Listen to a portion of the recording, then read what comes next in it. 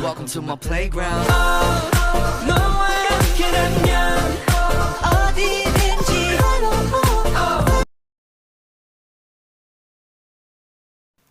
Assalamualaikum warahmatullahi wabarakatuh. Perkenalkan, saya Siti Rafa Nafisah, mahasiswa angkatan 2019 dari Prodi Matematika Fakultas Teknik yang berada di Universitas Samudra Langsa.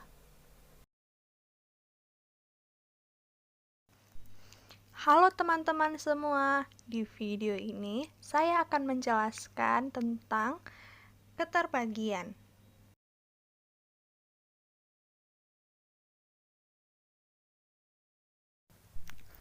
Nah, pasti kalian bertanya-tanya kan, apa yang dimaksud dengan keterbagian? Kalau menurut Wikipedia, aturan keterbagian ialah cara singkat untuk menentukan apakah suatu bilangan bulat yang diberikan habis dibagi oleh pembagi tertentu tanpa melakukan perhitungan pembagian. Ada beberapa poin penting dari konsep keterbagian. Poin yang pertama ialah definisi membagi habis.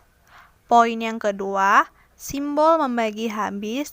Dan poin yang ketiga, simbol tidak membagi habis.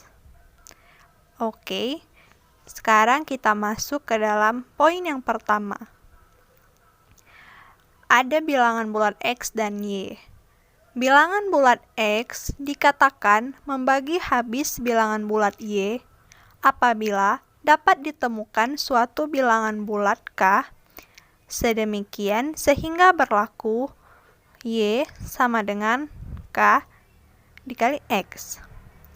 K yang dimaksud di sini ialah sering kita sebut dengan hasil pembagian dan ia berbentuk tunggal. Kita masuk ke dalam contoh. Apakah 7 habis membagi 364? Kira-kira dapat habis tidak ya? Jawabannya iya. 7 habis membagi 364 karena terdapat angka 52 sedemikian sehingga dipenuhi persamaan Y sama dengan KX, yaitu 364 sama dengan 52 kali 7. Contoh kedua dari poin pertama. Apakah 9 habis membagi 341? Jawabannya ialah tidak. 9 tidak habis membagi 341 dikarenakan terdapat bilangan bulat K sedemikian sehingga dipenuhi 341 sama dengan K dikalikan dengan 9. Kita masuk ke poin yang kedua, ialah simbol membagi habis. Simbol membagi habis pada poin kedua ialah X garis Y. Tentunya, bukan ini cara bacanya teman-teman. Notasi dari X garis Y yaitu yang pertama bisa kita sebutkan X faktor dari Y. Yang kedua, Y kelipatan dari X. Yang ketiga, X adalah pembagi dari Y. Dapat juga kita sebut X membagi habis Y. Dan yang terakhir, Y terbagi oleh X. Selanjutnya, kita masuk ke dalam poin yang ketiga, yaitu simbol tidak membagi habis. Jika X tidak habis membagi Y, maka dapat dituliskan sebagai berikut.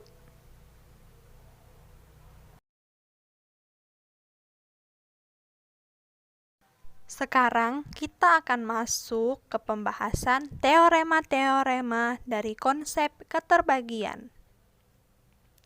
Teorema pertama.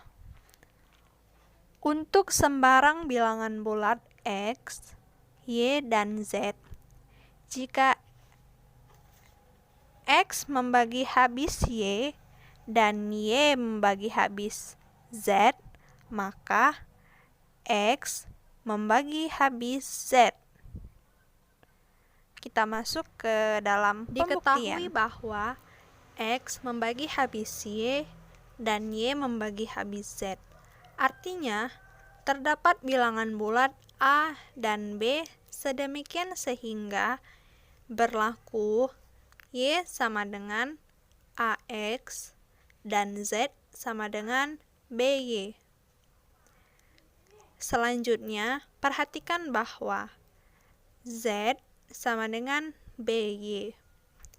Nilai Y sudah kita ketahui, yaitu AX. Kita substitusikan ke dalam nilai Y.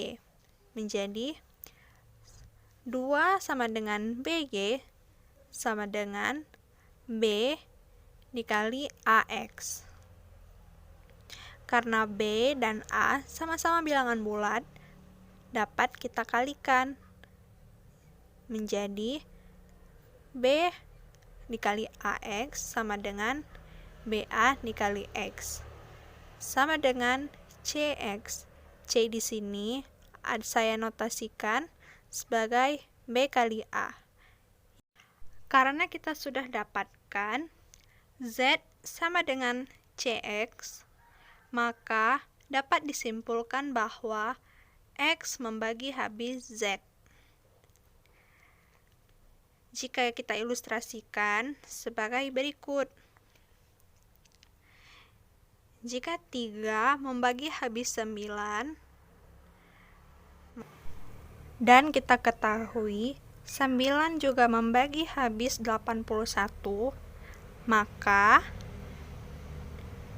jika kita lihat menurut teorema 1, 3 juga dapat membagi habis 81. Kita masuk ke teorema kedua. Untuk setiap bilangan bulat X dan Y, jika X habis membagi Y, maka X habis membagi NY, di mana N ini ialah kelipatan. Dengan N ialah sembarang himpunan dari bilangan bulat. Pembuktiannya ialah diketahui bahwa X habis membagi Y, artinya terdapat bilangan bulat A sedemikian sehingga berlaku Y sama dengan AX. Selanjutnya, perhatikan bahwa NY sama dengan N dikali AX. Sama dengan di sebelumnya kan NAX. Kita operasikan menurut sifat asosiatif. N dikali A menjadi NAX sama dengan DX. D di sini ialah simbol dari NA. Dengan D adalah bilangan bulat karena NY sama dengan DX. Maka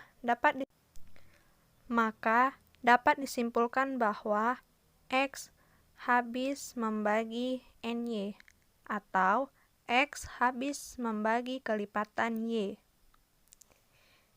Ilustrasinya ialah sebagai berikut.